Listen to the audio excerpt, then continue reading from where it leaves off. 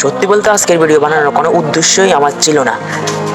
যখন এই আপুটা আমাকে একটা কমেন্ট করলো, তখনই আমার মনে হলো যে তাকে তার জায়গাটা বুঝিয়ে দেওয়া উচিত। আসলে ইসলাম নারীকে সবার উপরে রাখেছে, এটা ঠিকই মাথায় রেখেছে, কিন্তু আমার প্রশ্ন হচ্ছে এখানেই যে ইসলাম কি ছেলে এবং মেয়ে গ্রুপ খুলে ওই গ্রুপে অ্যাডমিন হতে বলেছে কি? আমারও প্রশ্নের উত্তর দেন। গেল প্রথম প্রশ্ন। আমার দ্বিতীয় প্রশ্ন হচ্ছে এখানেই যে আমি যখন তাকে ফর্দার কথা বললাম, তখন সে উত্তর দিল কি আমি কি আপনাদের সামনে নাচানাচি করছি? এখন কথা হচ্ছে এখানে যে আমি কি তোমাকে বলছি তোমরা আমার সামনে এসে নাচানাচি করছো? যা আমি বললাম এখানে সব ভুল আমার। এখন তুই আমাকে বল যে ইসলাম কোথায় বলছে যে ছেলে আর মেয়ে চ্যাটিং করতে? উত্তরটা আমার এখনই লাগবে, বল। আমি জানি তুই আমার ভিডিওটা দেখবি, এখন তুই উত্তরটাও দিয়ে যাবি।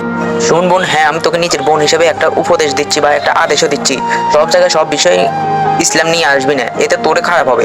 কারণ আমি তোকে বলি তোর ভিতরে ন্যূনতম জ্ঞানও নাই। যদি জ্ঞান থাকতো তাহলে তুই একটা মেয়ে ওই একটা গ্রুপের অ্যাডমিন হইতি না কখনোই, আর ওই গ্রুপটা তুই খুলতিও না কখনো। আবার বলস কি না আমি কি আপনার সামনে নাচানাচি করি? ধরলাম নারীকে ছাড়া পুরুষ অসহায়। এখন আমার কথা হচ্ছে ওইখানে যে পুরুষকে ছাড়া নারীকে জিন্দাবাদ কথাটার উত্তর দিয়ে যেমন, যদি পুরুষকে ছাড়া নারী ঠিকই জিন্দাবাদ হয়, তাহলে আমার কথা হচ্ছে যে আপনি বিয়েটা করবেন না, কারণ আপনার থেকেই অন্য নারীরা শিখবে যে নারীও পারে পুরুষদের ছাড়া থাকতে। তো আপনি নিশ্চয়ই আমার কথাটা রাখবেন বিয়েটা না করে।